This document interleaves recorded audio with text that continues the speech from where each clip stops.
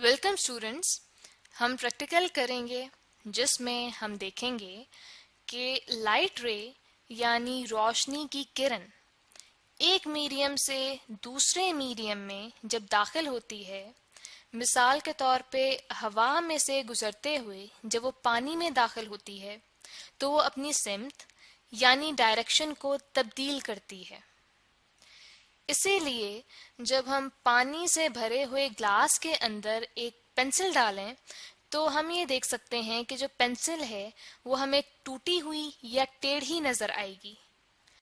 अब कहा यह जाता है कि इस अमल के दौरान लाइट रे को कुछ असूल अपनाने पड़ते हैं, जिन असूलों को लॉज ऑफ रिफ्रैक्शन कहा जाता है। तो हम इस प्रैक्टिकल में यही देखेंगे कि क्या लाइट रे एक मीडियम से दूसरे मीडियम में जाने के लिए इन लॉज ऑफ रिफ्रैक्शन को अपनाती है या नहीं। अब यहाँ पे मैं आपको बताती चलूं कि पहले मीडियम में जो लाइट रे मौजूद है उसे इंसिडेंट रे कहा जाता है, और जब यही इंसिडेंट रे दूसरे मीडियम में दाखिल होके अपनी सिमत को तब्दील करती है तो उसे रिफ्रैक्टेड रे कहा जाता है।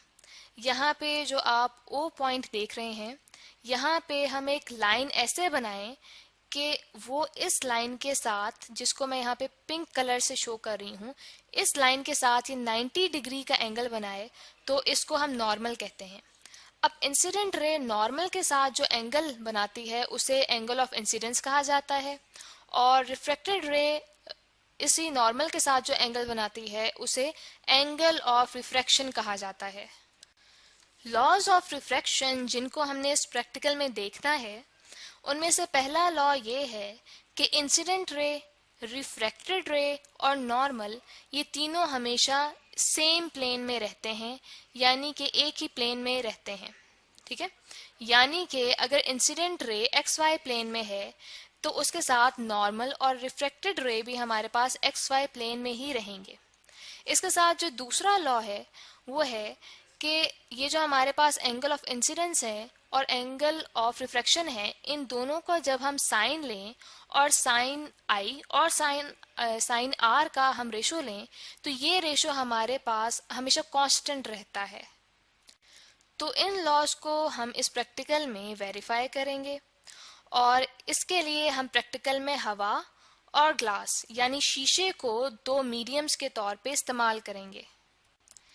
इस प्रैक्टिकल को हम इन स्टेप्स में करेंगे कि सबसे पहले हम देखेंगे कि हमें क्या एपरेटस चाहिए ये प्रैक्टिकल करने के लिए। फिर उसकी मदद से हम इसका प्रोसीजर डिस्कस करेंगे कि हम ये प्रैक्टिकल कैसे करेंगे।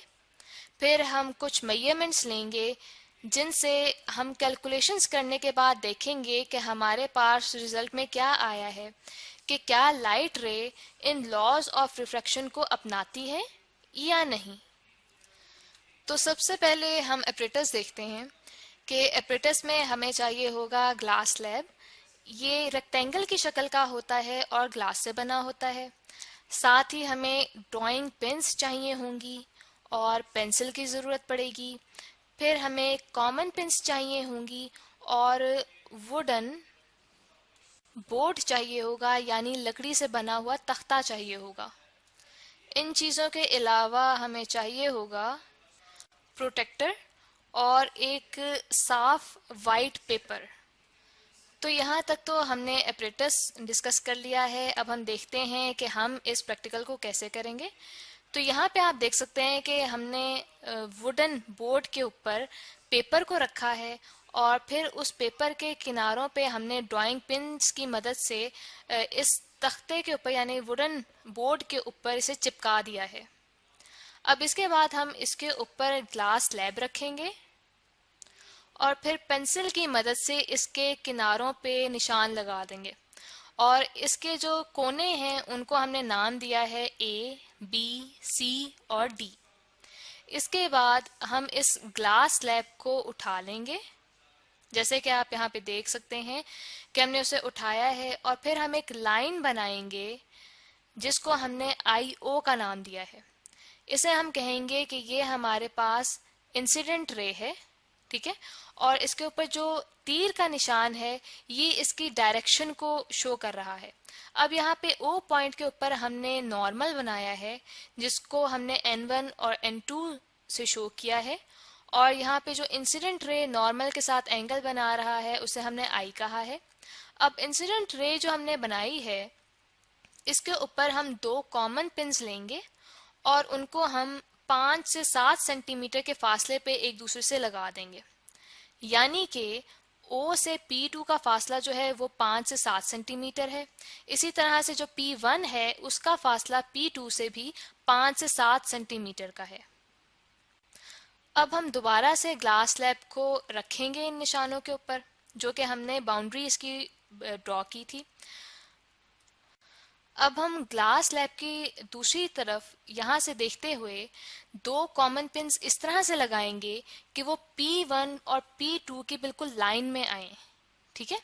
और इन पिनों को हमने P3 और P4 कहा है, यानी कि P1, P2, P3 और P4 ये चारों के चारों पिन्स एक ही लाइन में हों। अब हमने ग्लास स्लैब को उठा दिया है। अब जहां जहां पे हमने पिन्स लगाई थी वहां पे हम पेंसिल की मदद से निशान लगा देंगे, यानी P1, P2, P3 और P4 की जगह पे हमने निशान लगा दिए। फिर हम P3 और P4 को पेंसिल की मदद से एक लाइन से ज्वाइन करेंगे, जो कि यहाँ पे आप देख सकते हैं कि DC के साथ वो लाइन कनेक्ट हो रही है O डैश से, ठीक है। O डैश के पॉइंट पे कनेक्ट हो रही है। और यहाँ पे भी हमने नॉर्मल बनाया जिसको हमने N1 डैश और N2 डैश कहा है। अब हम O और O डैश पॉइंट्स को आपस में मिला देंगे। तो यहाँ पे जो हमारे पास O डैश है ये हमारे पास रिफ्रैक्टेड रे है, और इसके बाद जो हमारे पास यहाँ O डैश और E है ये हमारे पास इमर्जेंट रे है। तो यहाँ पे हम देख सकते हैं कि हमारे पास जो इंसिडेंट रे है, रिफ्रैक्टेड रे है और जो नॉर्मल है ये तीनों के तीनों एक ही प्लेन में है। इसका मतलब है कि हमने एक चीज तो यहाँ पे साबित कर दी कि जो पहला लॉ ऑफ रिफ्रैक्शन है वो लॉ लाइट रिफ्रैक्शन फॉलो करती है, ठीक है। अब इसके बाद हम देखेंगे कि क्या लाइट रे लॉ ऑफ रिफ्रैक्शन का जो दूसरा लॉ है वो भी फॉलो करती है कि नहीं। अब इसके बाद हम प्रोटेक्टर लेंगे और प्रोटेक्टर की मदद से इन दोनों एंगल्स को, यानी एंगल ऑफ इंसिडेंस और एंगल ऑफ रिफ्रैक्शन, दोनों को नापेंगे। और इसके बाद हम और मुख्तलिफ मेजरमेंट्स लेंगे मुख्तलिफ इंसिडेंट रेज ड्रॉ करने के बाद। जैसा कि आप यहाँ पे देख रहे हैं कि हमने दूसरी इंसिडेंट रे बनाई है और फिर उसके लिए भी हम दोबारा से उसी तरह से मेजरमेंट्स ले रहे हैं कि यहाँ पे हमने दो पिन्स लगाई, फिर ग्लास स्लैब को उठाया और फिर इन सब को ज्वाइन किया, जिनकी मदद से हमारे पास दूसरी रिफ्रैक्टेड रे भी बन रही है। अब इसके बाद हम यहाँ पे देख सकते हैं कि जब हमने मेजरमेंट्स ली तो उसके लिए जो सबसे पहले हमारे पास एंगल ऑफ इंसिडेंस आ रहा है, ठीक है, उसे हम यहाँ पे नोट कर लेते हैं कि वो हमारे पास आ रहा है 25 डिग्री। तो वो हमने यहाँ पे टेबल में अपने पास लिख लिया है। इसके बाद हम मेजर करेंगे एंगल ऑफ रिफ्रैक्शन। तो एंगल ऑफ रिफ्रैक्शन हमें यहाँ पे पता चल रहा है कि वो आ रहा है 16 डिग्री। तो ये भी हम अपने पास टेबल में लिख लेते हैं। इसके बाद हम एंगल ऑफ रिफ्रैक्शन का साइन लेंगे और एंगल ऑफ इंसिडेंस का भी साइन लेंगे। फिर इन दोनों साइंस का हम रेशो लेंगे तो हमारे पास यहाँ पे आ रहा है 1.53। इसके बाद हम दूसरे मेजरमेंट के लिए भी एंगल्स देखेंगे कि हमारे पास एंगल ऑफ इंसिडेंस और एंगल ऑफ रिफ्रैक्शन क्या आ रहे हैं।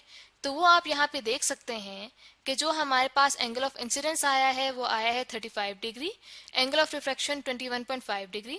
फिर इन दोनों के हमने जब साइन लिए और उनके साइन के हमने रेशो लिया तो हमारे पास रिजल्ट आ रहा है 1.56।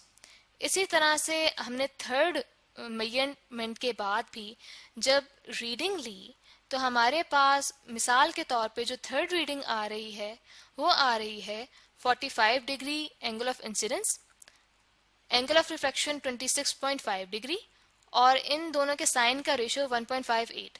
तो यहाँ पे हम देख सकते हैं कि हमारे पास जो एंड रिजल्ट है वो हमारे पास कांस्टेंट ही रह रहा है, यानी कि ये रेशो जिसे रिफ्रैक्टिव इंडेक्स ऑफ ग्लास कहा जाता है वो हमारे पास तकरीबन कांस्टेंट रह रहा है।